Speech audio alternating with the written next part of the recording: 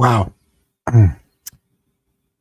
Almost 3 months to today. By one day, we woke up at 2 in the morning and put our feet down off the sides of our beds into about 4 or 5 inches of water, and it was rising very quickly inside of our house. And to make a long story very short, because I know some of you know about it, our house was flooded and it was damaged very badly. And for 3 months, we've been staying here at the film studio here in Ventura, which is comfortable, but it doesn't have all the amenities. And so we really had a rough time. And today we moved back in.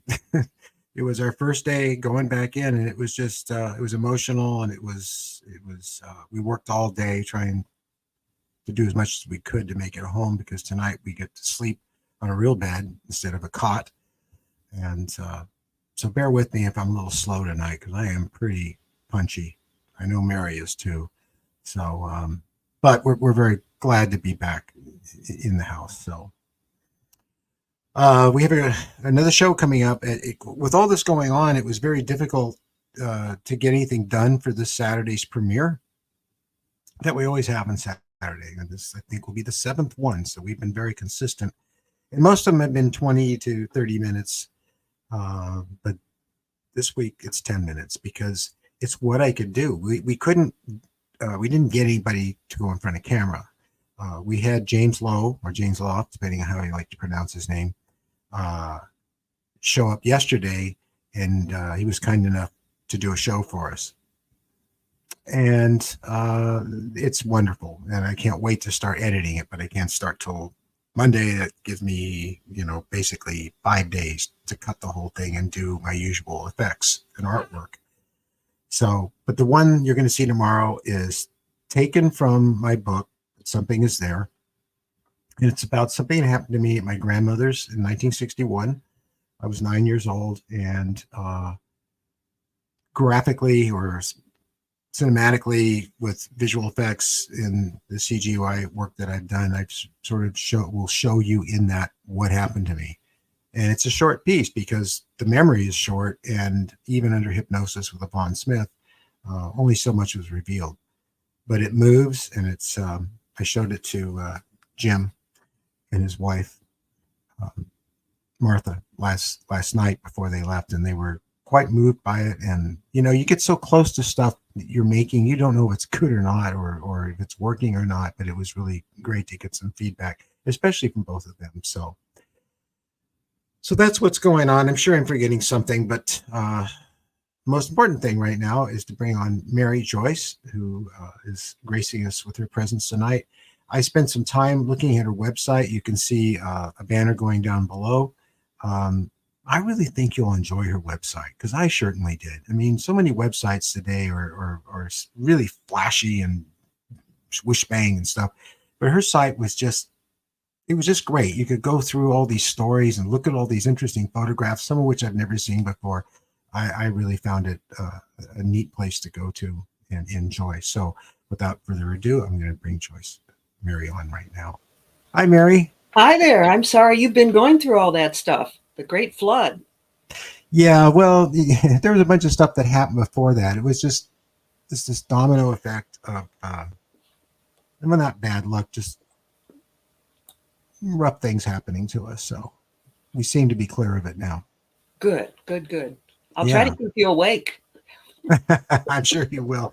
No, it's well, Mary and I both work very hard, and especially since we started breaking the silence. We get up at 5 every day, except for weekends. We might actually sleep into 6, but we get up at 5 every day, and we have some tea and coffee. She has coffee, I have tea, and we go to the computers and we start working. We start answering email. We start reading comments. We start planning for the shows coming up.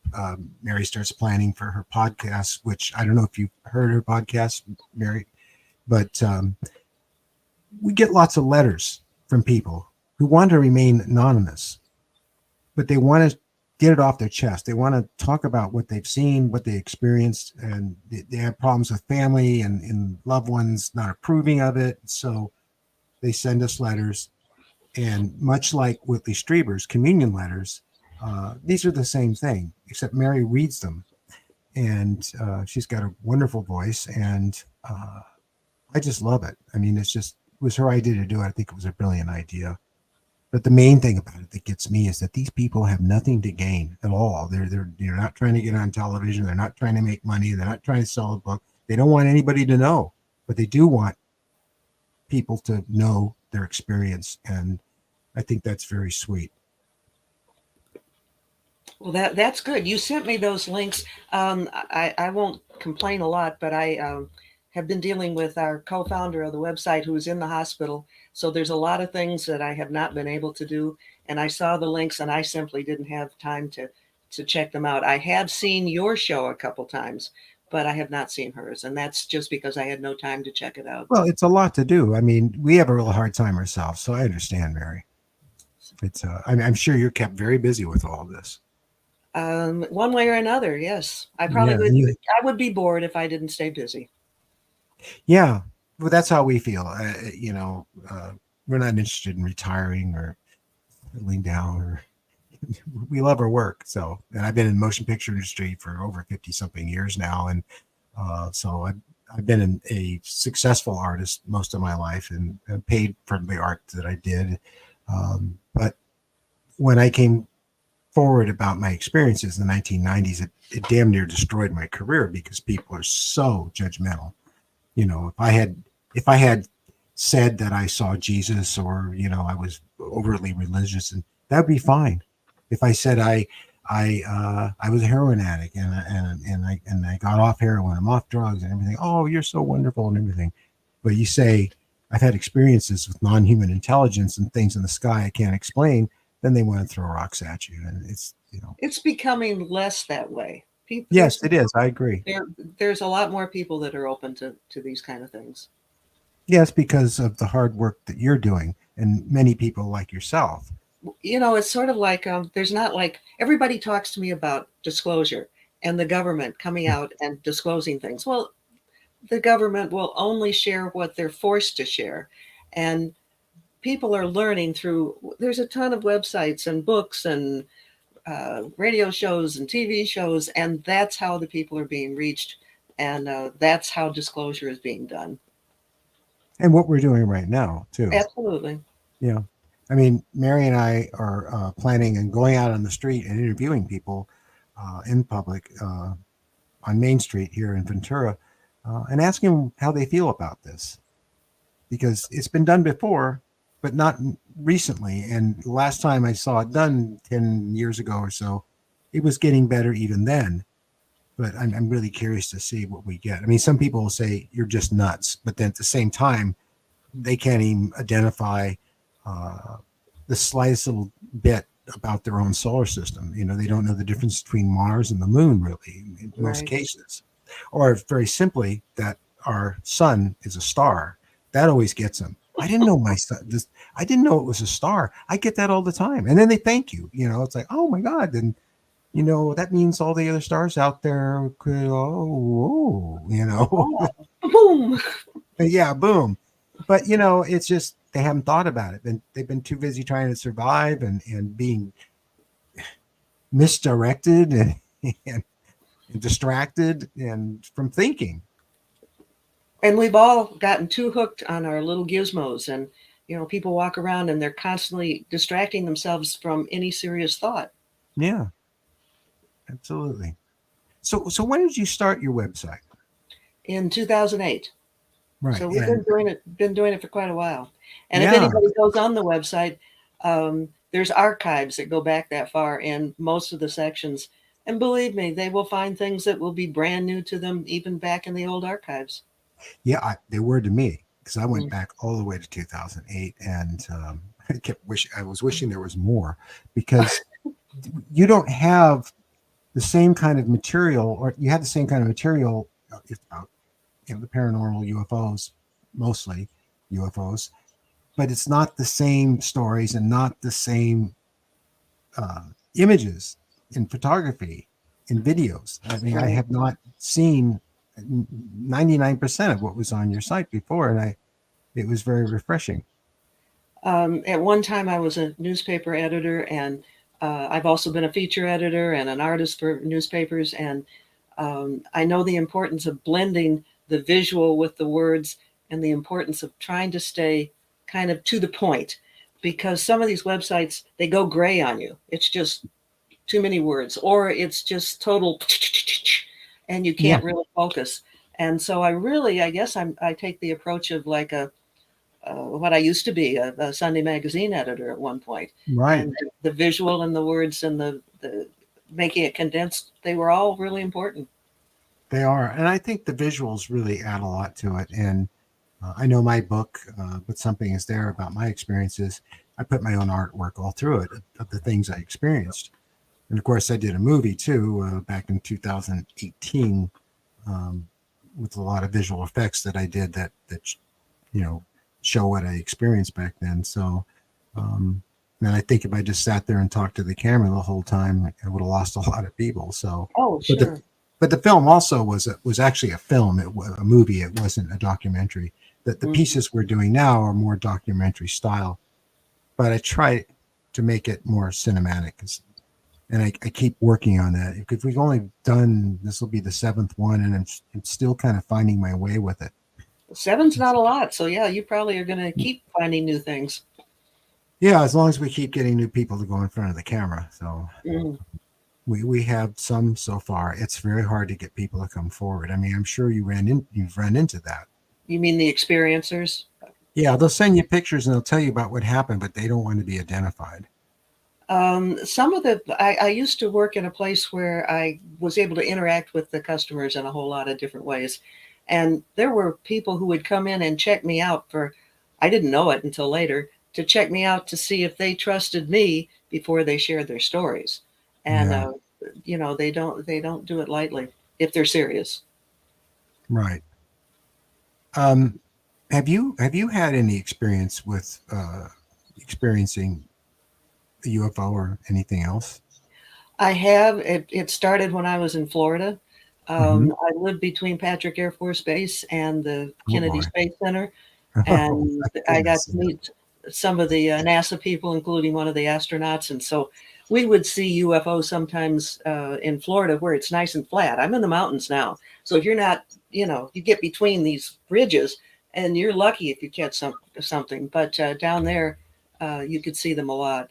And the most dramatic personal story when it comes to UFOs happened out really close to the Disney area. And I was traveling with Evelyn Gordon, who is the co-founder of the website, and we had been on the West Coast. It was really late. It was after midnight. We were headed to the East Coast, absolutely tired. Stopped to walk it off so we could drive the extra mile an hour and a half. And there was a big construction wall, the kind where you can't see over. And we just sat down on a park bench that was near the old, well, it doesn't matter, it doesn't exist anymore. But the guard came by and he looked at us and he looked kind of strange. And he went over and he got his key out and he unlocked this door to get past this construction site. Then he walked back, left it open, looked at us, acted like a man in a daze, and kept going. So my curiosity got me right through that door to find out what was going on. And there was a what I would call a scout ship hovering over that area. So that was really a close thing. And before that happened, I tell this story backwards because that's the crux of it. But Hmm. while we were sitting there on the bench, and this is after midnight, um, something hit my head like this, and it was about, if I'd blinked, I wouldn't have seen it. It was about the size of a banking check, but it was illuminated. It was like a yellow green color. Hit my head here, and then I felt it back here, and so I got zapped before this guy came by and opened the gate for me to see things. And I think he'd been zapped too because he just who would unlock the gate like that and act the way he did. So it Wow. was orchestrated for me to see, for sure. Can you describe the craft that you saw? Just one of those little scout ships, the kind that you see all the time. If you want a typical model like the Bob Lazar, type Okay. craft.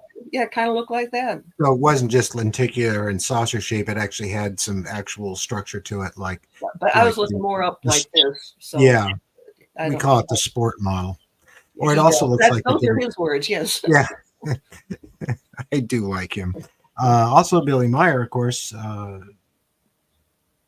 his photographs showed the same thing. And I'm still on the fence about Billy Meyer, but the problem with all of this is that if you're really onto something, someone will come along and take you down. And I Yes. get the feeling that's been done to him because it was alleged that there were models there that they found and he was faking everything. And I just, So I, we don't it's, know. We don't know if it's no, we don't know. And that's how they and so work. you can't. You just have to let those things go.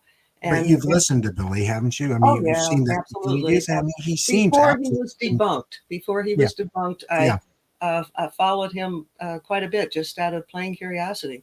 You had the Um, book, the big book. I've had some book about him. That's a long Yeah, time he ago. brought one that was quite large. I No, I remember. didn't have a huge one. It was gorgeous. It was a wonderful thing. Wow. So So I forget who it was. I met him. I can almost remember his name. It'll probably come to me after we're done with the after the show. show's over. Yeah. He wrote a book. I was at a MUFON event. And he took me aside and he told me about how he went there and hid cameras on himself and completely caught the guy red-handed. And then I really wonder, about that. So, and the funny thing about it is that Billy showed that style of craft first in his photographs, and then I don't know that Lazar was aware of Billy Meyer or not, but when he showed what he had worked on, it was almost identical. Hmm. There's So probably he probably experienced stuff and then he was trying to prove it to people. Maybe I don't know. I'm talking I about don't Billy know Meyer either. now. It's just like George Sadamsky. What do you think about him? I actually don't write about things where it's still way up in the air. Right, So right. if I can't get past a certain point, that's the old editor in me. Yeah, I don't print it. I just yeah, don't. And that's there's a true lot because of stories that are hanging out there, and they sound really good, but there's still something missing. You go, hey, you can't give half truths. I just can't do that. And yeah, you have to be really careful. People are really good about doing bogus things, and there a lot of stuff that's bogus is found on Mars now. It's not on Mars. It's people photoshopping stuff into the Mars landscape, yeah, and you just want to shoot them. yeah. You do. In fact, the pictures that I have of Mars in my book, Spy on the Sky, they're satellite photos, but I have the coordinates on everything I have in that book so that people can go and do their own searching and don't have to, so they won't just dismiss it as some kind of Photoshop thing that I've done. Wow, wow. And of course, here's your book cover. Can you tell us more about your book? Um, this book evolved out of the website, skyshipsovercachers.com.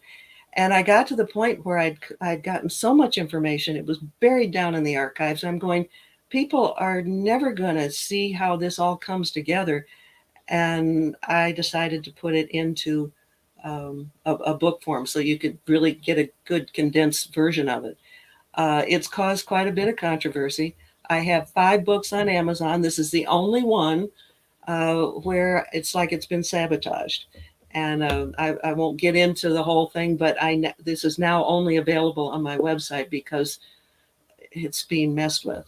And some of the things in the book, I have before and after pictures. And thank goodness there is a print screen button on at least my computer, and you can hit that and save whatever you see. Sure. Yeah. And there's been many times where I have posted something on the website and I'll go back a day or a few days later and it's been blurred or it's been wiped out. And the things they're hiding the most are the things on Mars and the things I've found in Antarctica. And they will go to great lengths to keep it from getting out to a lot of people. Yes, none of this surprises me at all. Oh, I didn't figure it would, but No, well, this book was in fact, I tomorrow night's show, the premiere that will air at 6 p.m. tomorrow. I did a very short piece this time, and it was on my own experience, and part of it is about what I was told by one of the beings about Mars, Tell me. and this has been with me ever since I was a kid. Well, just in a nutshell, very the short I'm story good. I is love nutshells. Go ahead. um, I was told that Mars, the Earth wasn't our first home, that Mars was, Right. and that basically something really terrible. They didn't say what happened there. They didn't say we blew ourselves up or we destroyed the environment or any of those things, which you've heard, I'm sure. Absolutely. I was just told that something very bad happened there, and it caused the destruction of the planet. And if we were not careful, we would do the same thing to Earth. And And we that are was it. smart, and I'm really concerned about us. Yeah, but whenever Whitley calls them the visitors, I kind of do that too because I really don't know 100% what I'm dealing with. Just that I have been dealing with it. Um, they're always very short on words, but much more so on visual. And so I've been shown some pretty amazing things, that about Mars, about that there are actual fossil records there. There are skeletal remains of previous intelligent beings that were there that allegedly were us. Um, and there's been a lot I found out after, as I grew up. There was a great movie called Quatermass in the Pit. When it came to the United States, it was called 5 Million Years to Earth. I don't know if you're aware of it. It's a British film I'm not. about, it's an incredible film if you watch it. Well, the guy who wrote it really felt that we had a link with Mars, and that when Mars was dying, they made efforts to come here and adapt early hominids so that they could live through them. And that meant that there was Martian in all of us. And one of the ships crashed, and these were like living beings, these spacecraft. And they're digging a subway in England, in London, and they come across what they think is a buzz bomb left over from World War II. But it turns out it's this weird craft, and there's Neanderthal skulls all around it. Hmm. It's an amazing movie. It's very intelligent, but I met someone who knew the writer, and he based it on what he believed was really Hmm. true. And then the more I talked to other people, I kept getting the same thing: is that we had this deep connection with Mars, and that Mars was a very beautiful green planet or greenish blue planet with oceans and lakes and forests, and something really terrible happened. So that's There was he's still living. He probably would be in his 20s or 30s now, but as a young boy, he was like a genius. He knew all the stars out there when he was a preschooler, I think, and he would just astound people. I'm sorry, I can't remember his name, but he talked about how um, he had lived on Mars at one point. He had been a pilot, and that when there was a war, I believe he said, on Mars, they were flying to. Some of them went to Earth um, to try to survive, and he was very elaborate, and at such a young age that it's not the kind of thing where a little kid would dream it up. And right. I tried to track him down to see if I could do a follow up story on him. That of course, right now we're not doing anything with Russia, but before we started having the war, um, he kind of was put into hiding where they wouldn't allow people to Isn't that interact with something? him. Hmm. There is a residue material left behind after nuclear war that evidently I can't remember what it's called, um, but evidently there's all kinds of it on Mars. Have you heard about this?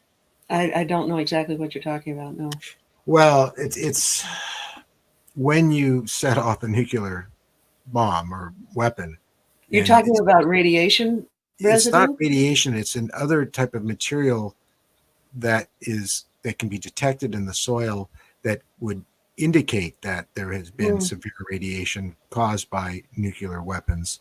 Mm. And I wish I could remember who it was that brought that up. I've seen it on several shows, and evidently there's a lot of that material on Mars that has been found. And I don't think that NASA's really covered it up, because I don't think anyone would connect the dots, But evidently there's some material there that would suggest that may have happened there. Well, what I think is even more exciting is that there is a lot of evidence that we as Earthlings are already back on Mars.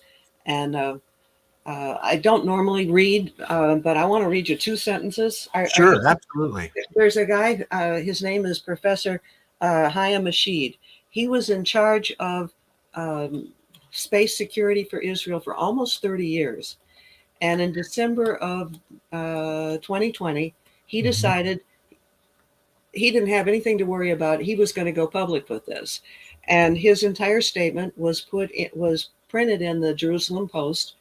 And I have it in my book, but I just want to read two sentences to you. Sure.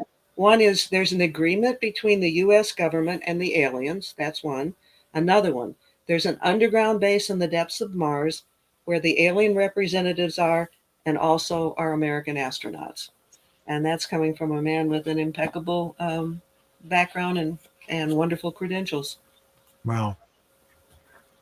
Well, it's certainly possible. I mean, and I found in the book, I show things that I have found on that planet that indicate that things are very active right now. And one of those things I discovered when I kind of got my brain out of a box. And instead of going yes. from right to left or left to right around Mars, when I would explore it with Google Earth, I started to go from pole to pole. That's the only way I discovered 27 square cut entrances into Mars, all lined up in a row, spread out over 16 miles. Wow. And these entrances are square cut. They look like warehouse entrances, kind of. And they range in round figures from 400 feet across to 1,000 feet across. And when I discovered that, I went, wow, because those are not old things left over. Those are absolutely new looking. Certainly large enough to allow spacecraft to fly in and out of them. That's for sure. Without a doubt. Well, it's said that we do have an agreement. Now, granted, there's probably many different races visiting here, but in particular, it seems to relate to what people call the Greys, that we did have some sort of exchange back in either late 40s, early 50s, where we exchanged technology in exchange to have access to some of our people. Right. I've never known if this is true or not. X-Files covered it. I mean, Chris Carter, who I know, he knew about it. A lot of us knew about it, but again, it's really hard to say for sure. But there are things going on at Mars that just don't make any sense. And the same way with the moon. The moon, I have been shown some photographs by names I won't mention, because I don't know if I'm at liberty to do it or not, but I was shown amazing black and white photographs of the surface of the moon. They were huge. They're rolled out on a table, and you could see clearly, not blurry, but very sharp. You could see old radar, looked like old radar dishes and like Quonset hut type structures, like bases. They were dilapidated and they've been there for a very, very long time, and lots of other amazing stuff. And that was when I started to in the explore, 90s. That was in the 90s. So it was really kind of pre-Photoshop pretty much. And, it just being someone who does visual effects and is, grown up around photography. I mean, I grew up around Ansel Adams and all kinds of really great photographers. I know what it takes to do that. And they did not look fake to me. I think Photoshop came in about after that. I think we first began to hear about it about 1990. Not that was Photoshopped. I don't mean that, but it was just very, very new at that point. Yeah. So, but it's still I wanted to, I don't, you got me with multiple thoughts in my head at the same time. That's okay. One of Go the ahead. One of the thoughts I wanted to share with you is there's a man who worked for NASA. You may be familiar with him. His name was Bill Tompkins. He worked at the highest level. He worked with, actually, before NASA was officially NASA. And he worked with Von Braun. And he's written a book. I can't think of the title right now, but I've written about it. And he said that there were aliens that worked with them at NASA, and they were attractive, very attractive secretaries, but they were aliens. And he said the reason that the moon project that Kennedy wanted us to do as quickly as possible, it happened because when they would get stumped, these quote secretaries would give them just the information that they needed. So they were helped all along the way.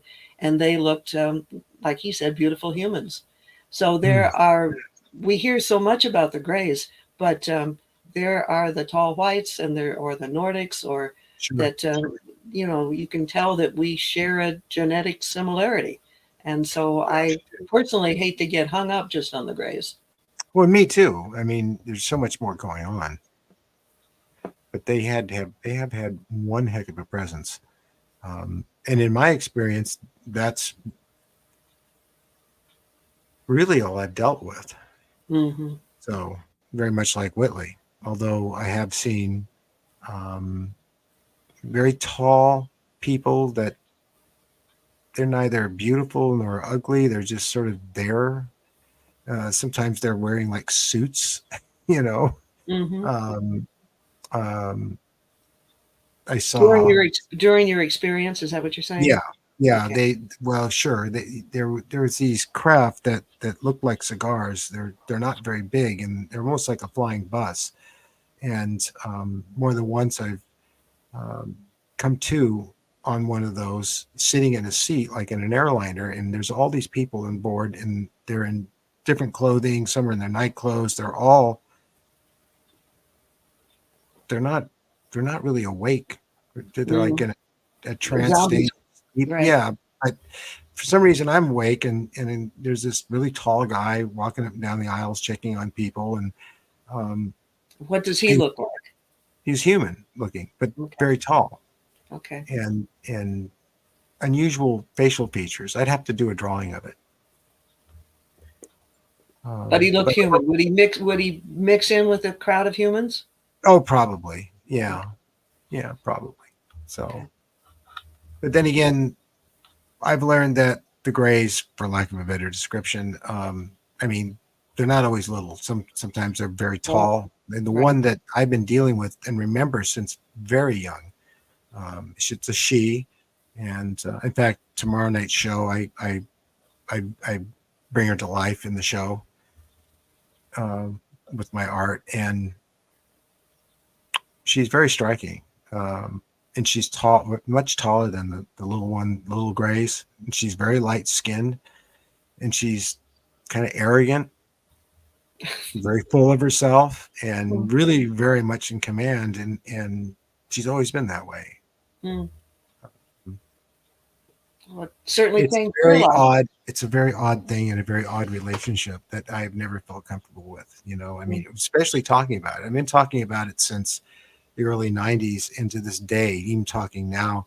I'm always uncomfortable. Like, maybe this, I try all the time to think of any other explanation for what's happening to me and what I've been experiencing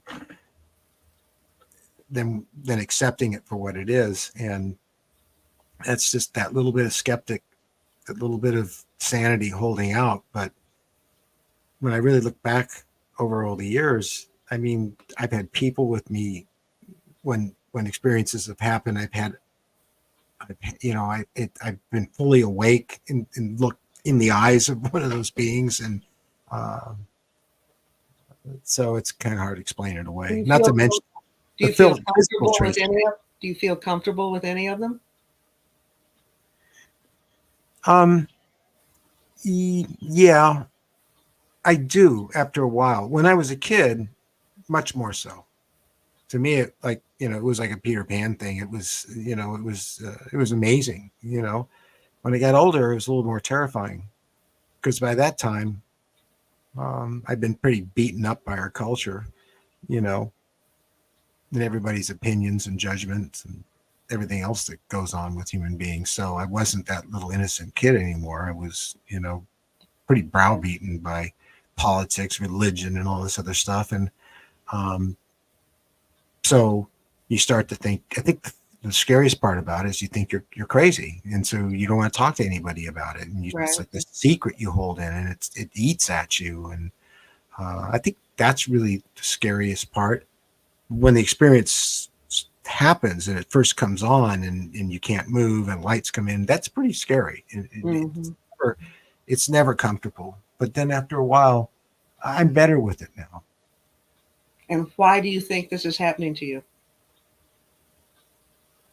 I think it's happening because I have a deep connection with them, and I have had since I was born on Earth. That's the only way I can explain it. And it's because I'm finding when we talk about it on the show um, when I interview people or I have them tell their stories, it comes up again and again and again and again and again. And we've never met each other before, and we share the same hunch and the same feeling. And so when you do open up about it, then they open up about it. They feel like, okay, I thought that was too crazy to share, but because it's crazy enough already. And you find a lot of people do it. So, Mm-hmm. yeah. But bottom line is,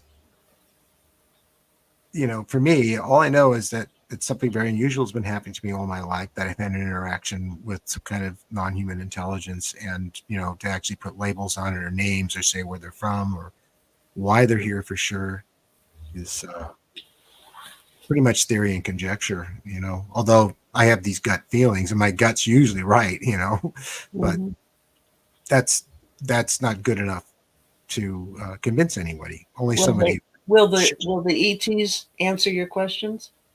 Will they answer my questions? Mm-hmm. Sometimes, but again, they're very short.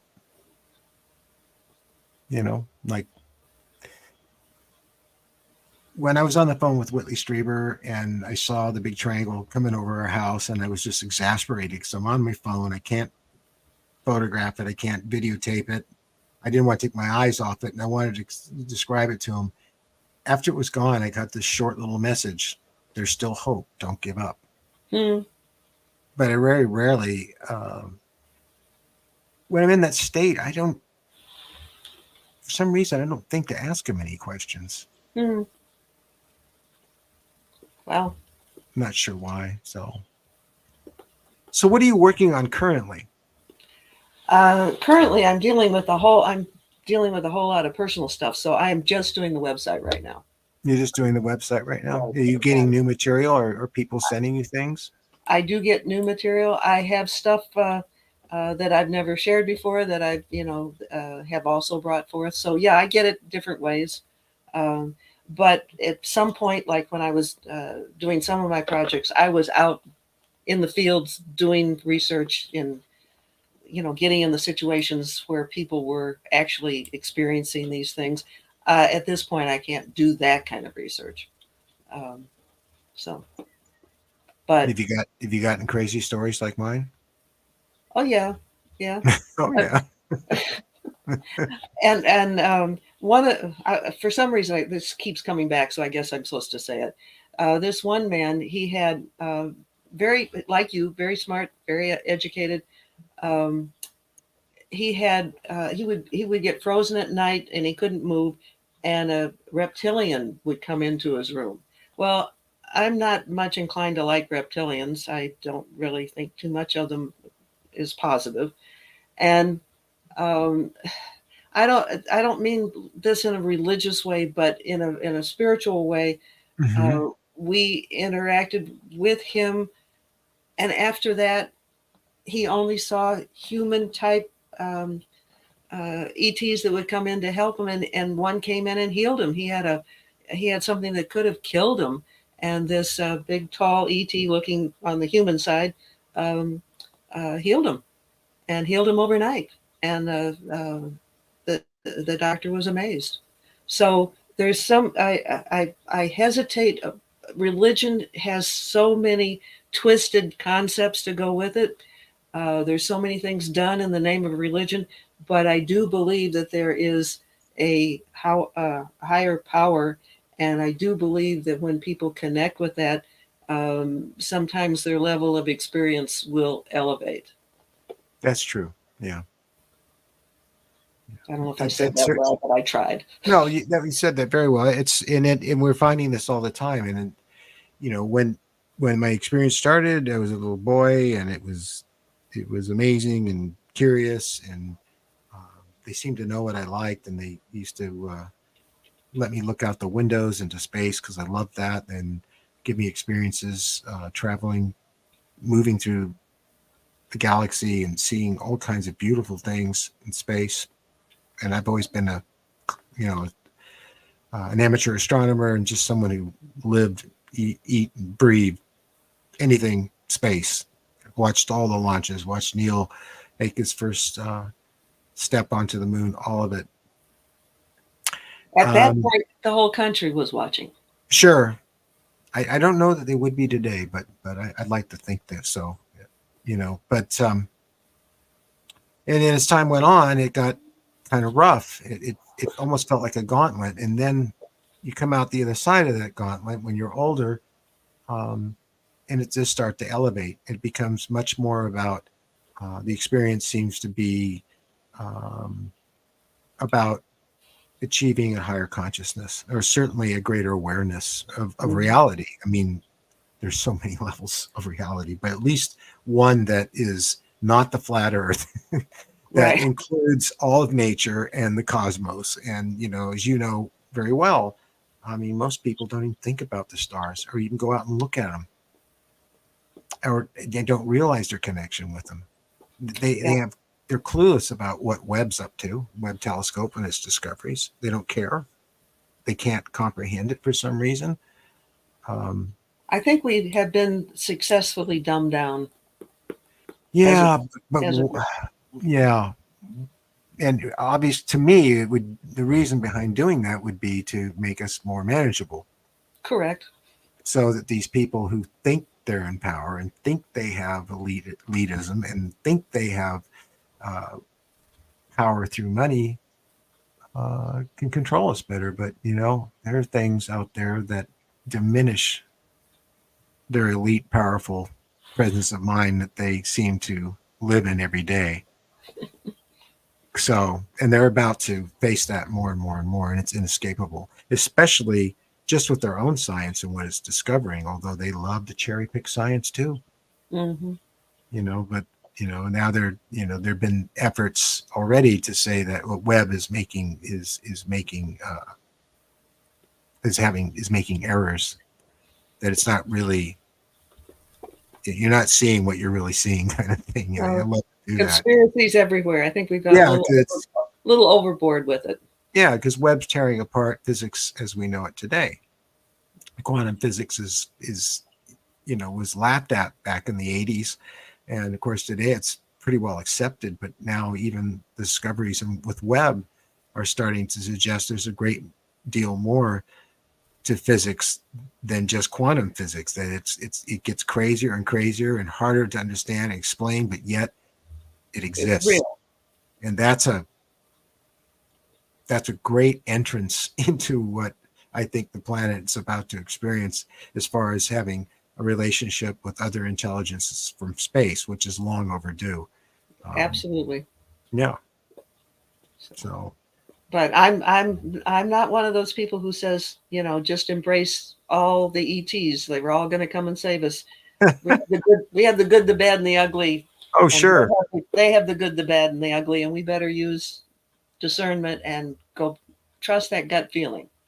I think so. Well, the gut's an amazing thing, and I always have this analogy or example, and that is, many times we're given, before we had GPS and stuff, and even now that we do have it, we'll be given instructions to go visit a friend in their new house, and you get to that point in the instructions where you get to a point where you're at the stop sign, you can go right or you go left, and it says clearly, no, you make a right on the street, and then that takes you to our house. And you know in your gut, if I turn right, I'm going to get lost. How many times has that happened to you? You go with what you're told to do, you go against your gut, and you get lost. The gut is really pretty dependable. I've used that term since I don't know when. I may have started in college. I don't know, but Yeah, that gut feeling's for real. yeah, that's true. And sometimes it's after the fact that you find out the logic to how you felt. You know, the reason comes out after the feeling. Right. So And so your gut about there's some pretty bad stuff out there is true. I yes, mean, there is. There I is. don't. I mean, Gene Roddenberry, who I had the great pleasure of working for, and his vision for us in the future in Star Trek is that we would come across Vulcans and Klingons. Worst, though, things like the Borg, which are pretty scary, you know. And Do you know how he was getting his inspiration? well, I've heard of that. He never spoke to me about it. In fact, I'd spent enough time with him that I could have asked him where his inspiration for Star Trek came from. But you know, I knew about the Forbidden Planet being one of the influences, because that was a great movie. And He and other I wrote about this a long time ago, so I'm not going to be able to give you too many details. But there was I guess, a very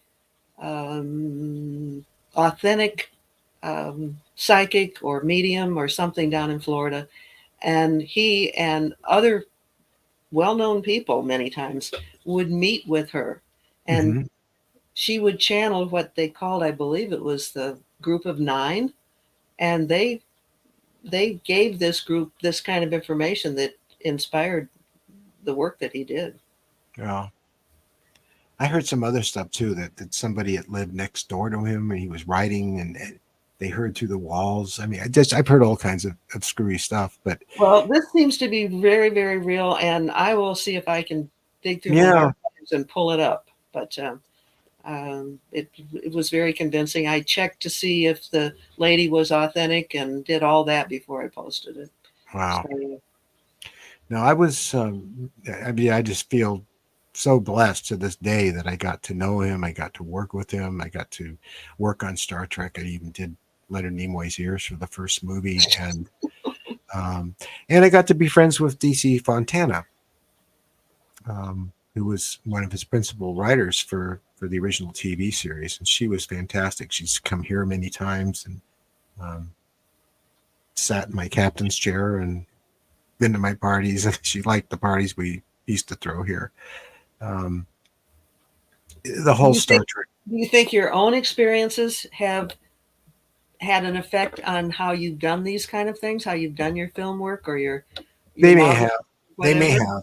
Yeah, I, sure. I mean, the film that influenced me the most really was not Star Trek. Of course, it came after Star Trek slightly, and that was 2001: A Space Odyssey.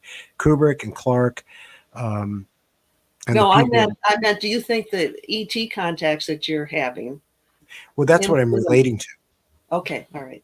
because 2001 is probably the greatest movie ever done to this date about human interaction with non-human intelligence, very advanced uh, intelligence who came to this planet and played with the DNA of the early hominids, Australopithecus, um, and kept an eye on us all this time as we evolved. Uh, and of course, in the end, is the Star Child, and which is this large-headed but still human being. And um, I think that film called to my inner knowledge that even at that age, I was 16 when I saw that film. I knew something was going on. I mean, I've been seeing UFOs all the time and having strange experiences, but I never connected the dots till I read Whitley Strieber's book. And then, of course, a few years later, I met him. We became good friends. But when I look back on the film, I went, now I know why that film captivated me and just absolutely obsessed me. I couldn't get enough of it. I would watch it over and over and over again, go back to the theater, and that got me into filmmaking. And I wanted to do films that were sci-fi. Um, oriented about things like that. So in that sense, yeah, I think that my experiences with UFOs and even ghosts, the time I spent with my grandfather and all of that, had a real huge influence on that.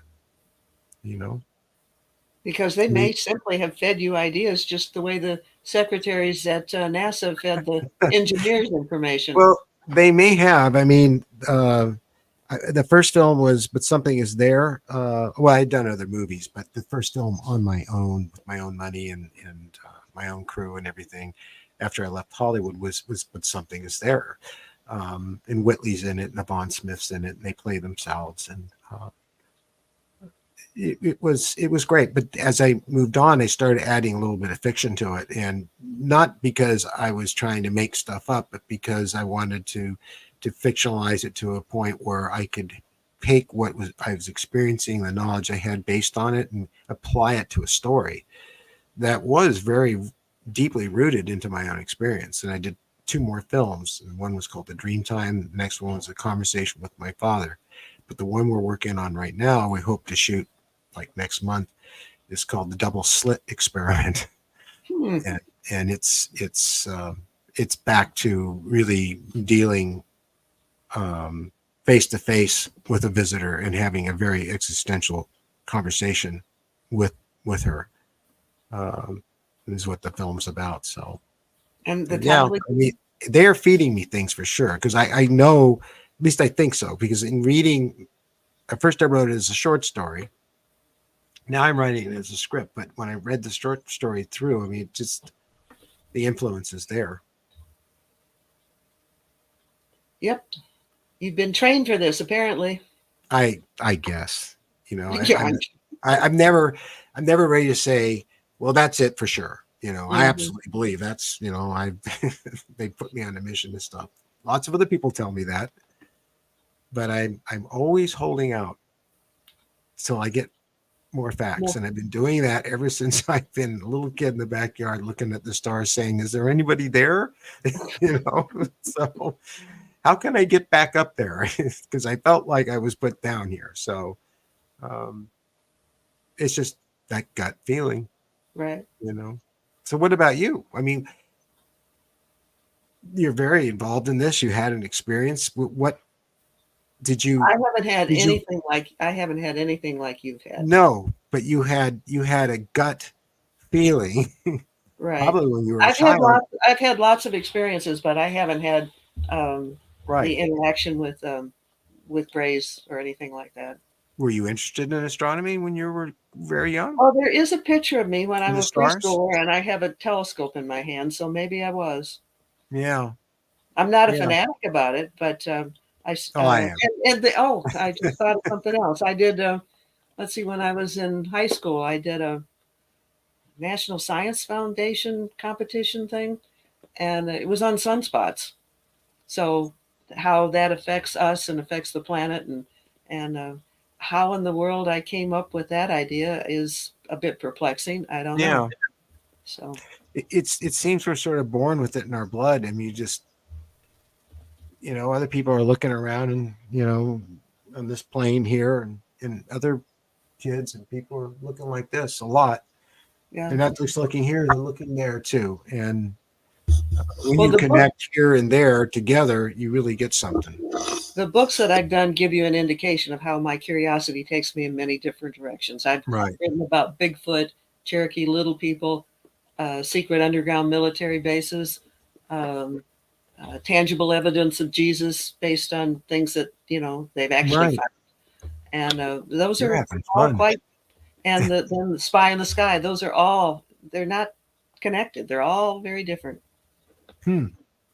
But a lot of people are saying that Bigfoot, and yes, I had a Bigfoot encounter when I was a kid in summer camp in the mountains on an overnight trip hiking through, and um, the whole camp did. It was really something. But there are people saying that there's a very much a connection between Bigfoot and the visitors. Uh, Um, where um, The website is called Skyships Over Cashiers. Cashiers is actually a small mountaintop town here in Western North Yeah, Carolina. I was going to ask you about that. Yeah, it's a weird name, and we started off just talking about the many UFO sightings over that little town. Well, the website's outgrown its name. I mean, if I were to name it now, it would have a different name. Right. But we have our Bigfoot stories are in that area. The little Right. people stories are there. The underground bases are there. The UFOs are there. The only thing, yeah. So there's a lot that's Yeah. in this And area. if you talk to the indigenous people, Sure. I have been too lately. No. They But contact, yes, but the little people, I have not talked to one of the little people. no, They're few and far between right now. my And grandfather called them that, the little people, not yeah, leprechauns, because he was from Ireland. They used to make fun of them. He said, no, they were little people. that's what the Cherokee call them. And that the Cherokee is the tribe around here. Right. So I've been talking to a gentleman who's connected with the elders in, I think it's Dakota, and they want to come in front of my cameras and talk, and they have a message Hmm. from what they call the Star People. And of course, I'm sure you are familiar with the Star People. Right. And the things he's been telling me are just of what they believe is amazing. And they do talk about the little people, and there's some other types of people, and they talk about the Star People, and they talk about how the Star People brought all the tribes were at one time one, and they were brought here to Earth. Hmm. And they feel very strongly about this. The most common connection is at least the Cherokee and some of the other ones believe they came from the Pleiades. Wow. And they hide some of their teachings in their artwork and in their words. Yes, they do. They talk about the seven sisters, and you'll see paintings of the seven sisters. You'll hear about them. The seven sisters refer to the stars of the Pleiades. Yes, I know. Yeah, and that was one of that in Orion were, other people were looking at the Big Dipper, a lot because it's at least back then so visible and so stood out as what it was. But I found the Pleiades and Orion much more interesting. I did an article again a long time ago. All the ET connections that we have where they say they come from such and such a place, it's Right. all from the same quadrant from Earth. They're Right. all in a like a pie shape going out from our planet. Wow. Does that include Zeta Reticula? And I think so. Yeah, I'm not I sure. I do know Orion and the Right. Pleiades are in that area. Right. Taurus is there. Taurus the Bull, yes. Mm-hmm. In fact, those constellations are visible right now here, and but they're going down earlier and earlier every night as the summer constellations start to come this way. So, wow. What was I going to ask you? Oh, yes, I was going to ask you about your artwork. Now, I haven't seen a lot of it, and I should have asked you to send me some pictures, photographs of it. But What do you mean, my artwork? well, I'm an artist, so you illustrate? Not actively anymore, but I have done it. Yeah, I You worked have as done an artist. I worked as an artist at the Orlando Sentinel, right. I did and I read that. worked with cartoonists. And I want you to know they're some of the most interesting people to work with.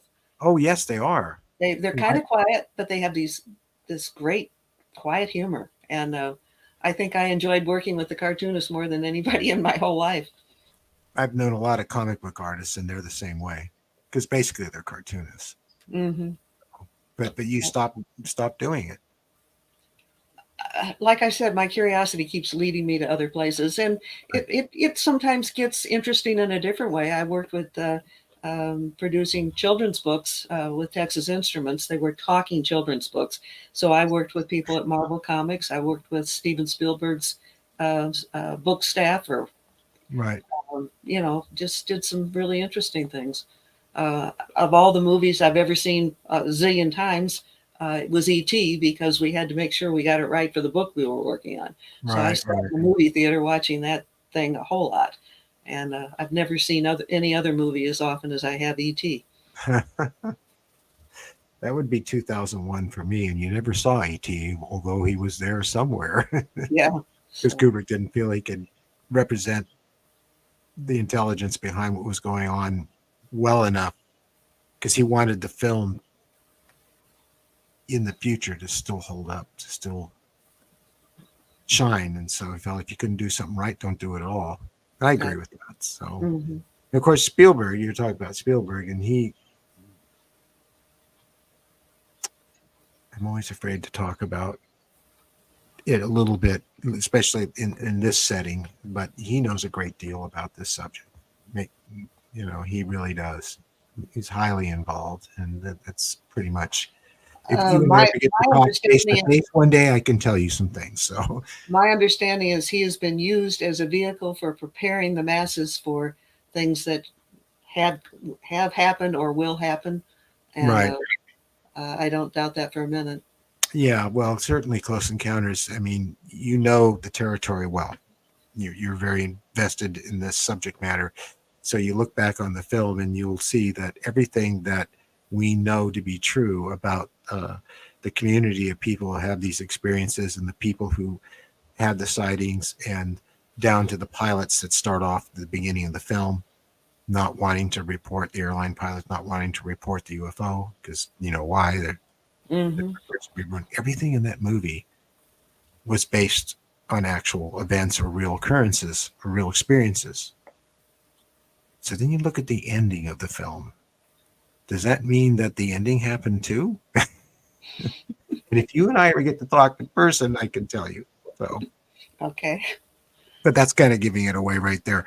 But that's that film definitely had a serious purpose. And they said the same thing of The Day the Earth Stood Still. I mean, it's been said that that film was an experiment to see if people back in the 50s were ready, Hmm. or to help them understand that this could happen. It's Because if you the look at film, that, the film is absolutely used as a teaching tool to open people's minds to new possibilities. it was a very practical movie. There was nothing over the top about it. The Michael Rennie was fantastic as playing a humanoid type being, and the craft was very in keeping with what we know. And they didn't have to go all out in any way. They were just very practical and very straightforward. That was Robert Wise, because I worked with both him and Gene on the first Star Trek movie, and Robert Wise was amazing. I mean, he was Mm-hmm. just this amazing, intelligent guy. Of course, he gave us Andromeda Strain as well, and a lot of other good movies. He didn't just do sci-fi stuff, but Mm-hmm. that was a real significant film. I think it still is to this day. So, and of course, when I saw it as a kid, I was just mesmerized. You know, it just So, felt this really strong connection with the spacecraft and everything, and just but you don't know why, you just do. right. Well, you've had an interesting life. Yeah. So you're involved in a lot of personal things right now, but when you get time, you're going to go back to doing more work on this subject matter, or you have other things planned? Right now, I just keep on keeping on with the website. The website's we got to keep giving people new information. Right. Ran out of time, right? What's that? Your alarm went off, and it's now Oh, no, that was an alarm. I'm being reminded that we have to go back to the house, since now we're not staying at the studio anymore. And of course, Amazon is delivering things. Almost everything in the house was destroyed, so it's delivering things that we actually need, like rugs and things like that. Oh, And of wow. course, they didn't deliver it before we left to come here to do the show. Now they delivered it, and it's sitting on the front porch, so we're worried about someone taking it. So Okay. generally, we do about an hour show, Well, we did but an hour, so we've did done it. we? Wow. Uh-huh. Yep, we did. So Well, I you're can't tell you how much I enjoyed talking to you and getting to meet you and talk about this stuff. well, we kept you awake. Well, yeah, you're a pretty interesting person. Well, anyhow, if anybody wants to know more about the book that the famous they, don't want you to know about, go Oh, to the yes. website Skyships Over Cashews. Go to Editor's Corner. At the very top, I explain briefly what's happened, and there's a real good price on the book. I've never sold stuff on the website before, but this is the only way I can really get the book out. Right. And The that's other the book, link the going rest, by in the bottom. That's the link yes, going by. skyshipsovercashers.com and go to Editor's Corner, and you'll And, find it. It's right at the top. My other books on Amazon, they've never given me any problem at well, all. no, because it's not about the cover up on Mars, you know. I But mean, that one, this stuff I happens to Whitley a lot. This happens to Whitley a lot too. And when you hit on sensitive material, like Mars seems to be very sensitive, and so does Secrets About the Moon. But Mars seems to be worse. and also Antarctica. And All three of Antarctica. those. There's a lot of Well, cover up with gee, all of you them. know, Antarctica is an amazing place. Once at one time it was rainforest. It was a Yep. different place. And so you got to know that there are things underneath that ice, that deep ice that We found the ruins of ancient cities. The ice is melting really fast now because everything's getting warmer. Yep. And most scientists say that continent's been covered with ice for about 34 million years. So we have satellite photos of these ruins of ancient cities coming up. All right, that's older than anything else we know of on the Earth. People think the Great Pyramid's old. It's not even 5,000 years old. Compare that to 34 million. Yeah, it's about 10,000 years old. Eh? Anyhow. If we believe that its alignment is as such to the Oh, running okay. belt. All right. Yeah. The conventional Yeah. scientist says that it's not even 5,000 years old. And don't So forget about the water erosion on the Sphinx. even if it's 10,000, that's nothing compared to Oh 34 million. no, Either no, way, it's just a blink. And I think that's when we started to find those. I went, oh my God! So I've had a lot of oh my God moments in exploring the planet with using Google Earth. Google Earth is both a wonderful tool, and it's also manipulated because yeah, when I do find things, they can quickly blur them out and erase them. sure. But it's a wonderful tool to find things too. These darn smart people who think, what will we ever do about them? Well, Mary, thanks so much for being on the show. Alrighty, and I wish you the best with all your new stuff. Yeah, well, check out the one tomorrow. I know you're busy. It's only 10 minutes long. Okay, alrighty. I appreciate it. Okay, You thanks so much. take care. Bye bye. Bye-bye. So that's it for tonight. And tomorrow night, of course, we have the premiere, and I hope you find it to your liking. It's definitely different than the other shows that I've done. And of course, we're going to have the live chat before the show, so we can talk about what you're about to see and what we did. And I have a dog scratching at my door, so I got to go.